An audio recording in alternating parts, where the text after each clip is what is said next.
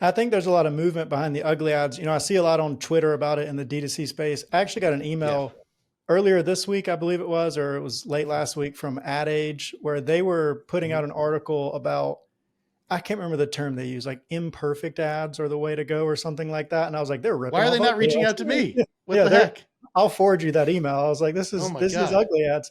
But just for everybody listening, before we even really go into the whole conversation, like what do you define an ugly ad as? Is it an ad that just, is poorly designed? Like what is an ugly ad?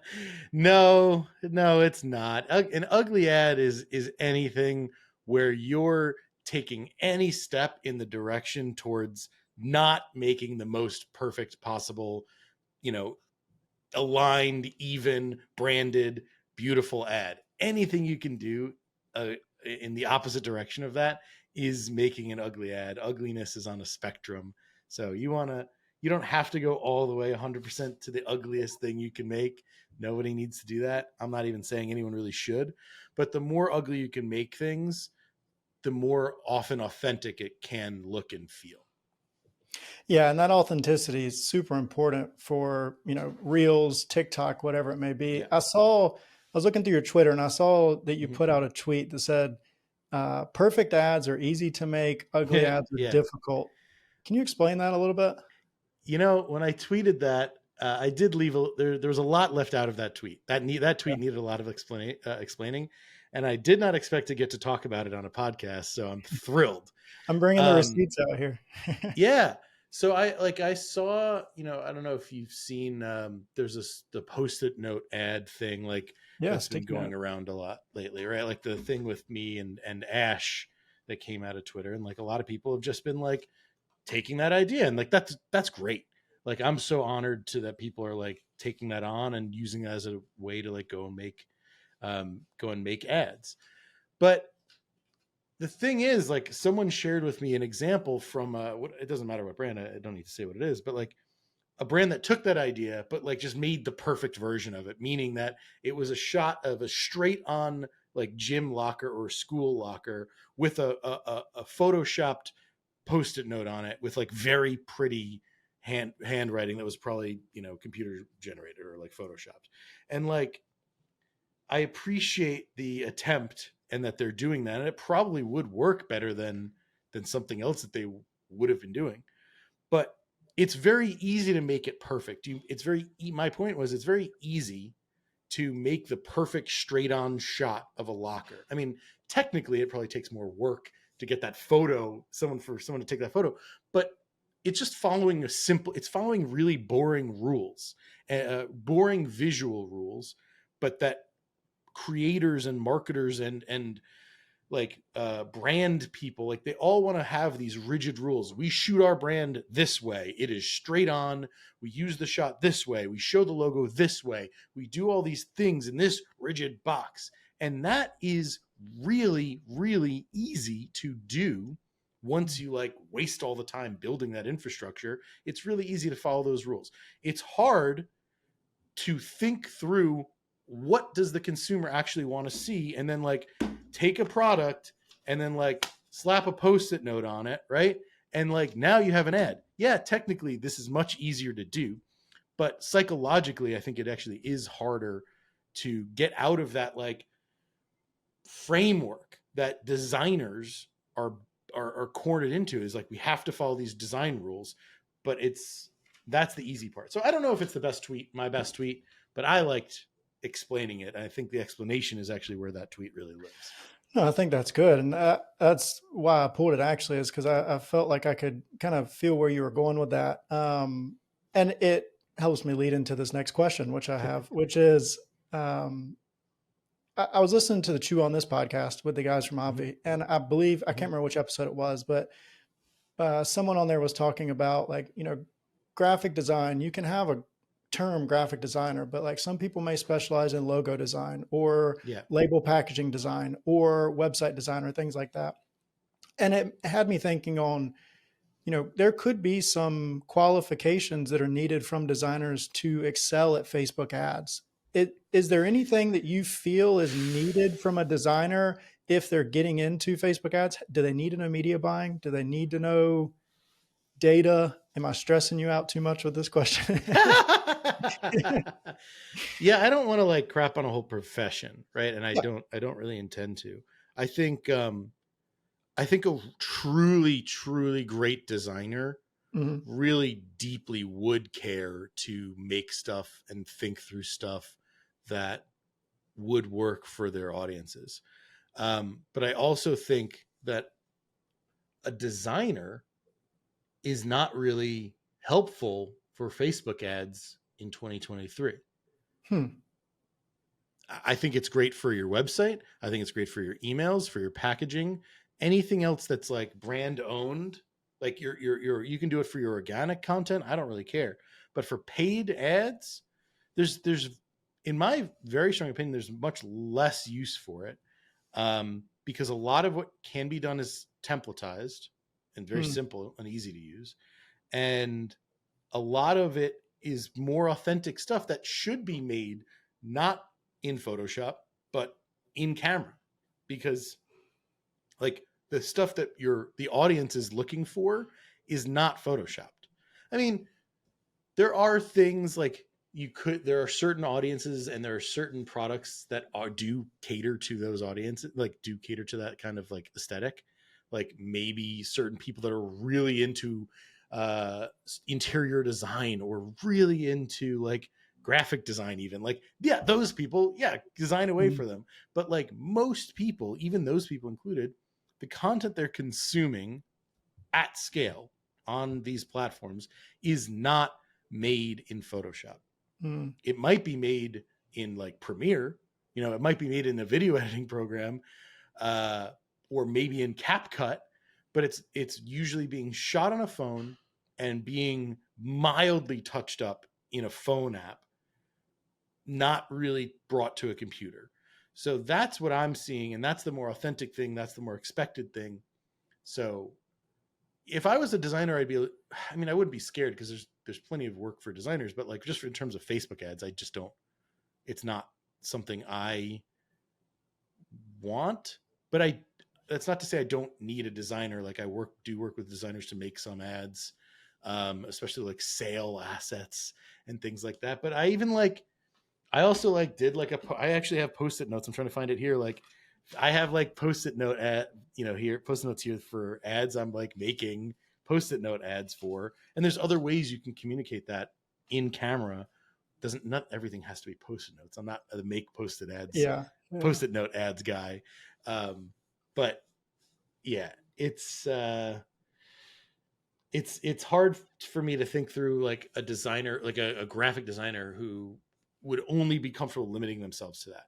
I would say if you can be a graphic designer who can also go and just shoot something on your phone and also take that creativity out of Photoshop or wherever, I think that's where there's huge value. And to that too, I guess the bigger point that I'm pulling from what you were saying is working with brands where you're using stock or raw assets that they have and then having to just Mm-hmm. turn them into ads is dead. It's not In dead. in a It'll always sense, be a thing. in a sense though, but the you're saying maybe higher performance comes from Yeah. the shot with a purpose type photography or videography. I I would say broadly yes, but I'm sure there's like a lot of people who would listen to that and be like, "All right, Barry, you're an idiot. That's wrong." And I want to like there's plenty of products that will always sell well, either Mhm. brands or products that will sell well Mhm. because they're just unambiguous, or they're just clearly unambiguously interesting or great or whatever it is. So that realm of products does exist. I Mhm. think a lot about like apparel, like how much how much education or how much information do you need for like fashion. If it's functional fashion, sure, like stretchy jeans, yeah, you could there's some storytelling to that, there's some education there, some why needed. But like if it's just jeans, if it's just a shirt, for some premium shirt, sometimes it's more about like who's wearing it and how it's being worn, Mhm. rather than just the more yeah. I don't know, there's not a pain point there that it's really solving, except for the pain point of not being cool enough. So yeah. Okay. Yeah. No, I get what you're saying. Well, that's good to know. And with AI, do you think Mhm. AI is something that brands could use successfully? Things like Midjourney for ad production right now, or do you think it's early on in the phase of it? It's something I haven't done enough. I've been wanting to do more mid-journey ads and more like Hmm. just AI image generated ads, because I think there is a surprising amount of tolerance and room to do it, to just Hmm. use them Hmm. for a variety of things. And I think that the audiences, the viewers, the consumers would be interested or intrigued by seeing some of that. Hmm. Um, One example was like, I like made I prompted for like a car, a luxury car in a storm or something like that. And I got this really useful image. And I was like, it's clearly not a known model of car. And in that way, it's kind of actually interesting. And I think generally people know and are okay with the fact that it's an AI generated image. So I don't think it's problematic or bad, but I don't think it's commonly what audiences are expecting right now to Hmm. see or want to see. So it's hard to know how well that would work wholesale. But yeah, Hmm. going into the future, it will be. I've definitely seen some cool stuff with like product photos using, AI to regenerate different backgrounds or settings. I think that's really powerful. I think that helps cut down on costs tremendously on of shoots. Jesus, that's a huge, huge improvement. Hmm. Um, I think there's a lot. If I was a product photographer, I'd be a little scared, but also I'd hope those people could, be the ones who master how to use those AI tools and become more valuable through that. And video is the interesting thing. Seeing some interesting AI generated, The UGC uh, yeah, or AIGC or influencer. whatever it's called. Yeah. Yeah. Yeah, that's going to be interesting. Um, I'm excited and also terrified by that. Um, I'm interested to see what the world of imperfection becomes, because what's going to happen a lot is marketers are going to probably use it to over perfect. They'll be like, okay, cool, now we can make UGC creators that don't make any mistakes and don't say or like ever say a word wrong or like look stupid. Like, Well, cool, okay, but that's that not good. that and I saw a post on Twitter with a AI UGC creator, and the first Yeah. thought I had is, oh, of course it's a woman in a bikini and not just like a dude in a normal t-shirt. Like, of course that's the way it's going right now. But I'll be interested to see, like you're saying, as it expands, is like the focus of type of influencer and things like that expands as well.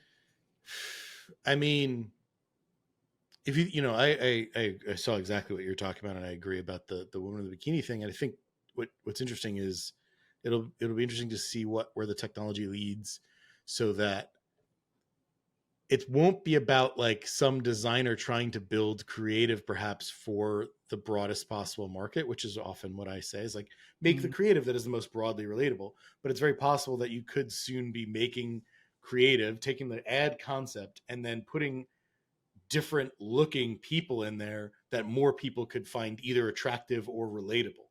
And Hmm. it might not be just a blonde in a bikini, right? It might be a shirtless guy. It might be all different types of people. Who knows? It could be aliens. I don't know. But like, there's just a lot of possibility there, and I think it'll be an interesting. I'm really eager to see what the war of authenticity becomes, because I think people deeply crave that authenticity.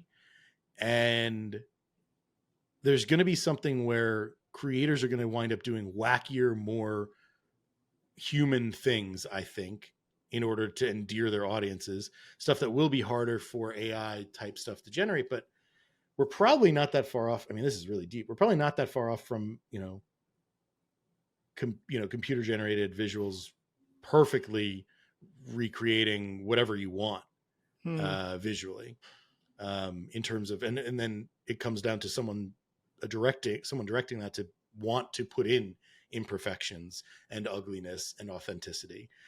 So manufactured, authenticity and ugliness. I'm eager to see where it goes. I'm not afraid of it. Because there are, for me, just in terms of my job security, there are always going to be too many marketers who want to make the pretty stuff. And then I'm going to be the one who's going to be like, well, here's the way we can actually make it more believable, more enjoyable, more worth watching. So my job feels pretty secure. I'm eager to have someone rub this in my face in 5 years when I'm done. Well, and let's dive into that a little bit when it comes to presenting ugly ad ideas and presenting these Mm-hmm. ads to clients. Because you work as a consultant, or you work like Yeah. hands-on with clients? Both. I do a lot of different things. Sometimes I do like trainings, or I'll do like weekly or monthly ongoing programs to help an agency or a brand improve their Mhm. creative abilities. Right. A lot of brands, especially brands with in-house creative teams, they get stale. Either their ideas get stale or their employees get stale, and they see the need for external help, but they don't want to hire an agency, which I get. Mhm. So I can sometimes be a stopgap there and like give them the fuel in terms of ideas and like perspective and mindset, which usually is what unlocks a lot of people. So I help with a lot of that. But then yeah, I advise Ad Crate. So and I bring in a lot of business for Ad Crate, and I get involved there. Like I'm looking at individual ads. I'm shooting ads for clients. I'm like giving feedback. So I'm pretty in the weeds on the stuff, every week. Yeah, and when it comes to pitching a client, basically the question I'm trying to get to is, Yeah. when you're pitching an ugly Oh ad and gosh. somebody says like, this hitting on brand guide, or this doesn't look good, like, and then you're basically have to trust and validate like, hey, but it's going to perform. How does that Yeah. conversation generally go? So, you know, I haven't had to have that conversation too much lately. I'm very lucky, Okay. Colby, Okay. Is it because of because the clout behind, yeah, the following and all that? I think it's not about that as much as it's like the people that are working with me have already realized that, right? If Okay. Yeah. you've read my Twitter, my LinkedIn, my anything, you're probably coming to me because you already know that this is the situation. You already know that your organization is having this problem and needs this help. So you don't need me to really explain it.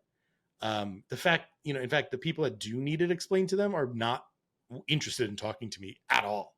They're either those people are either going to like I either have to like forcibly approach them and say like, hey, you guys are doing this wrong and bad, and here's why. I literally did that recently to a brand that I love and respect, and I like someone put me in touch with their like founder or whatever, and I was just like, hey, like I love what you're doing. I'd love to get involved. Here's what you're doing wrong, and he loved it, but he hadn't heard it before, Mm-hmm. and it's not something he would have wanted to hear had I not like weaseled my way in to talk to him.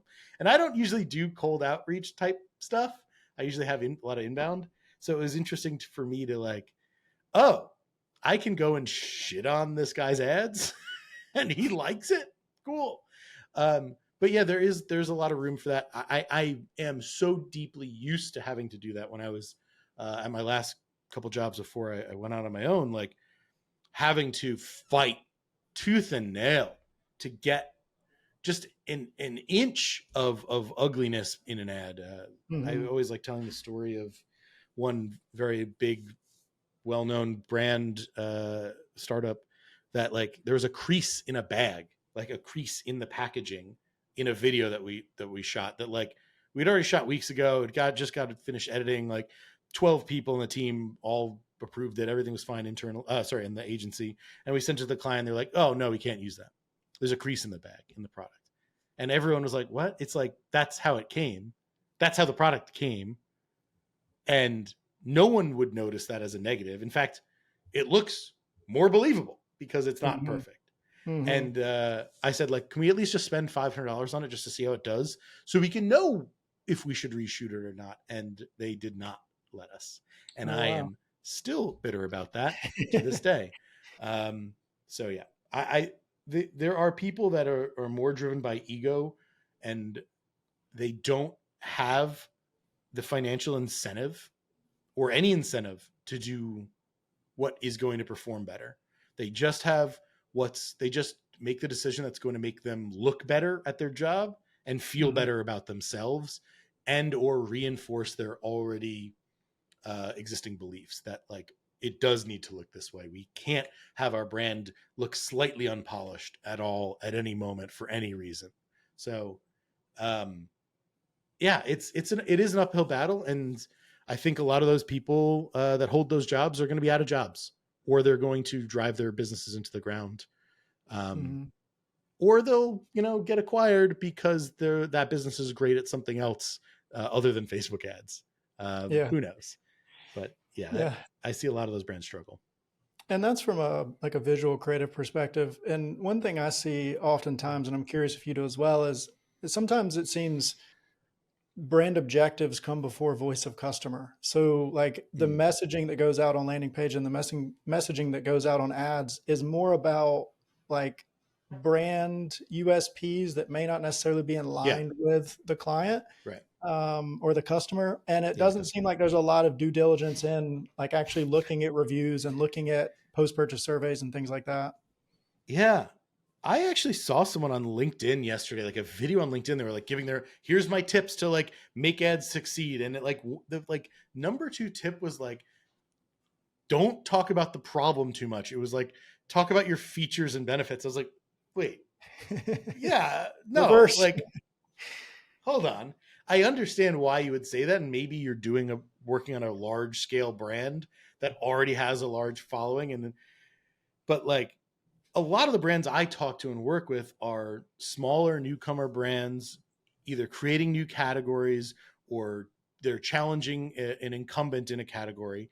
So a lot of what needs to be done is communicating either the problem because people aren't problem aware, or maybe the solution because people aren't solution aware.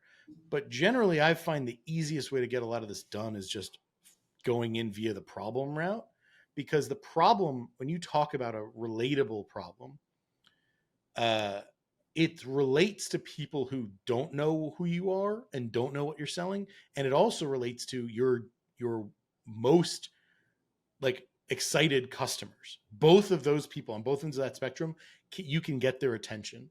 Whereas if you focus just on your brand, just on your product, just on your USPs, whatever, the only people that are really going to mostly care about that are the people that are already aware.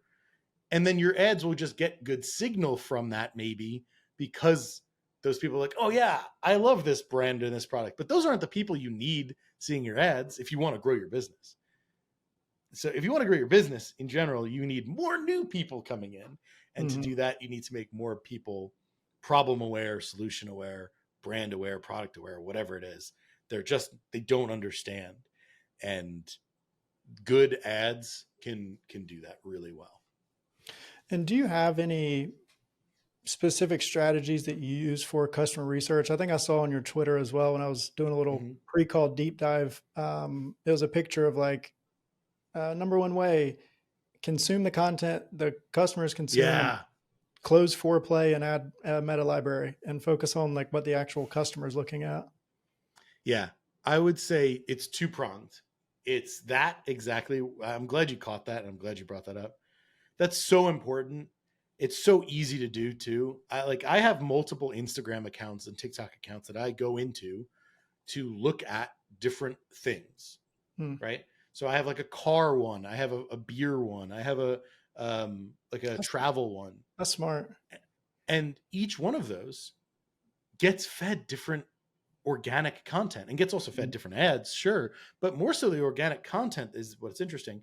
And you can see and pay attention to what the aesthetics are, what the people are talking about, what matters to them, follow what they follow, tug on threads, act like you're in that space and you care, or actually get interested in it. That'll help you better understand how and why certain ad styles work rather than just chasing big popular trends. You want to be relevant to your niche.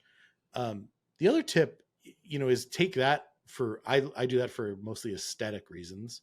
And then I also go to ChatGPT or whatever, AI thing you want to do. And I'll literally explain it like, here's the product we're selling. Here's what's great about it. Here's what we know. Tell me the pain points of this. Hmm. Tell me ways to get an audience, a user to care about this. How can I take this product and make an emotional connection with it? How can I make them feel, and then fill in that blank, make them feel anxious, make them feel like they're insufficient in this way.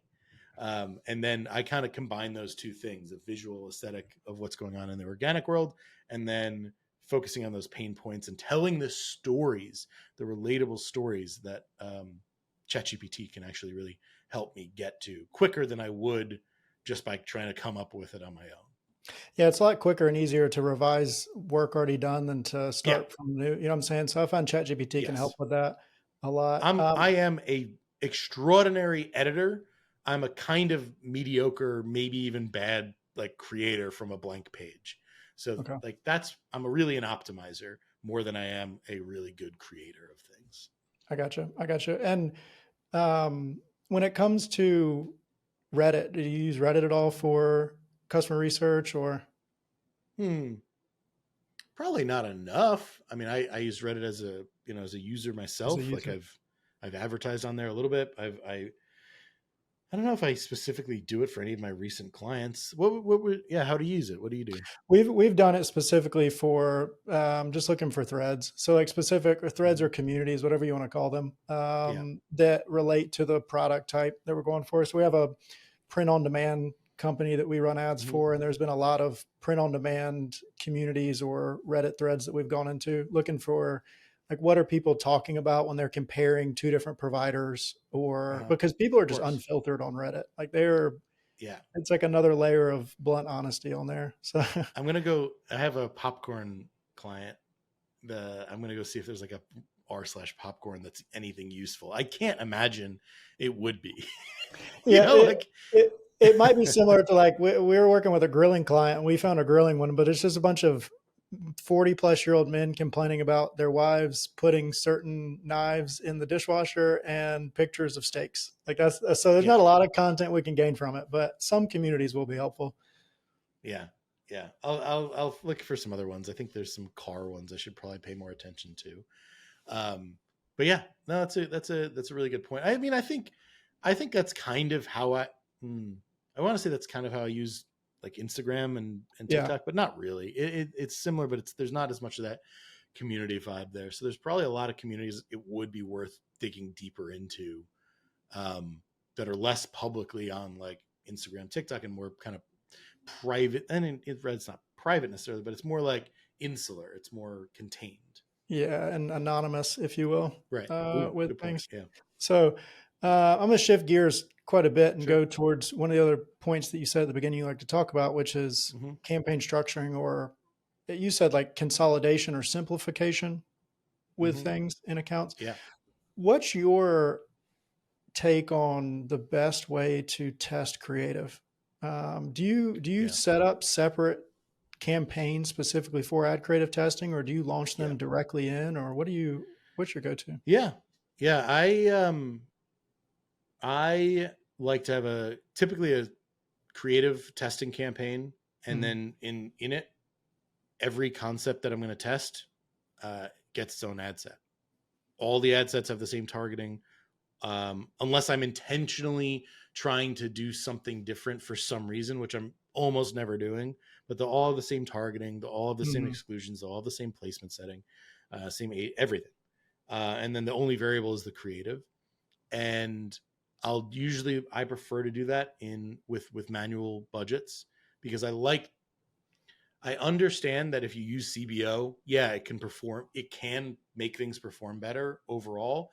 But the reason I like to control the budget is to get an even read on everything that I put in there.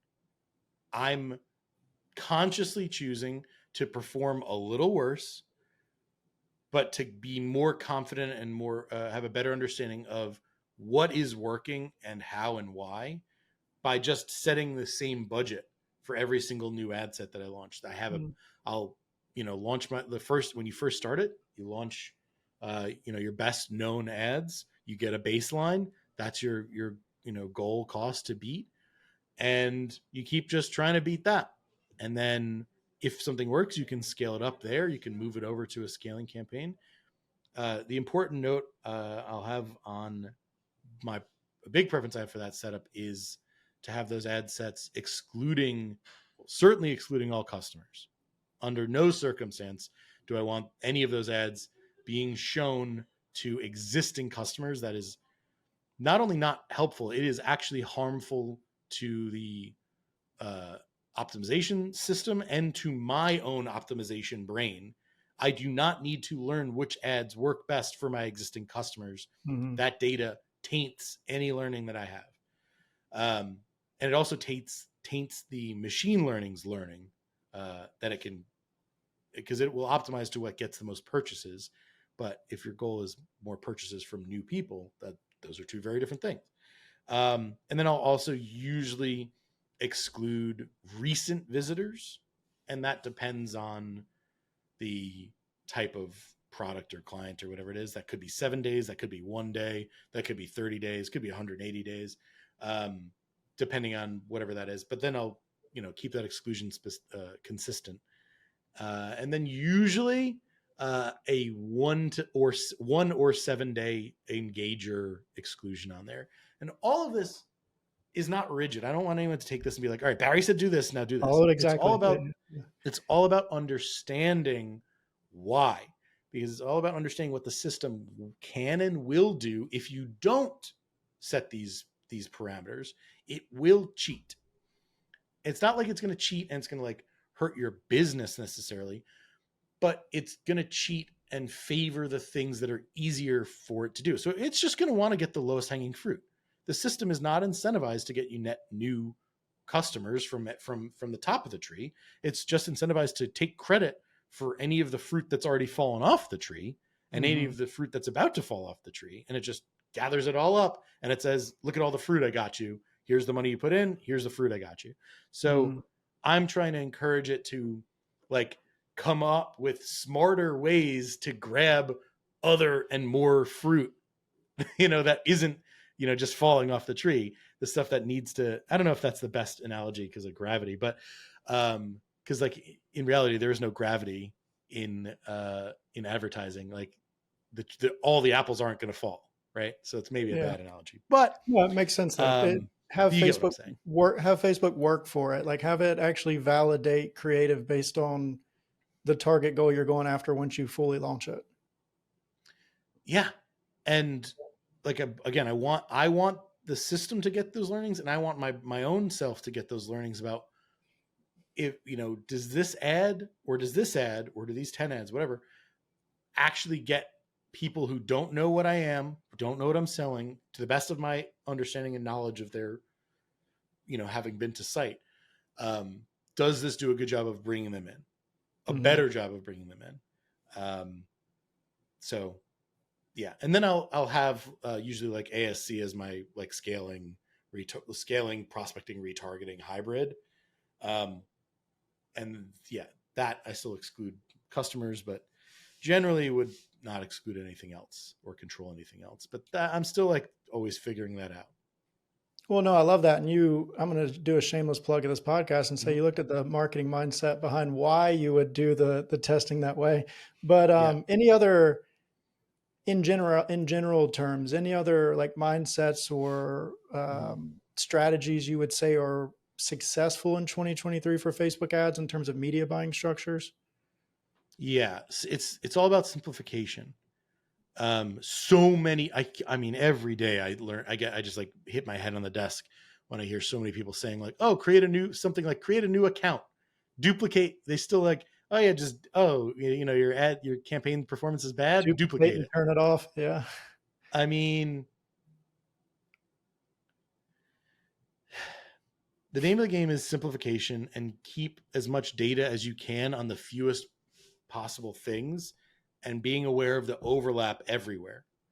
Even my own testing structure I just said is imperfect, because I can have exclusions on that, and then someone new comes in from that ad that really worked well at getting new people in, and then the ASC might have retargeted them immediately because it can. That there's nothing stopping that other campaign, whether that's an ASC or a non-ASC broad or a retargeting campaign or ad set, whatever. There's no, or even just another non-excluded exclusion heavy campaign ad set. Anything can take credit for that customer coming in to purchase, because there is no way to know what ad brought them in and what ad got the user to cross the line. Like, it's just, there's, even with click tracking in third party stuff, it's just not really useful or scalable or understandable, that journey. So that's why it's really good to consolidate. The more you're consolidated you are, the better of an understanding you can have. Like, people just came from here, and the better you can give the system data to understand what to optimize to, because it's both me, the human marketer, and the system. We can't see that purchase attributed to 5 ad sets or 5 ads across. It's only going to be attributed to one ad in one ad set in one campaign that gets the purchase. So I'd rather have more of that purchase data consolidated so that the system can optimize and I as a human can optimize better. That's what I've seen working at scale over time. That's the other important thing, is a lot of these strategies a lot of people are putting out there look really good really fast. Like, they're like, like, I don't even need to say which specific strategies, but there are some where it's like, yeah, you do that and it works immediately really well for like 2 weeks. But then, 3 months, 6 months go by, and suddenly your entire addressable audience is shrunk.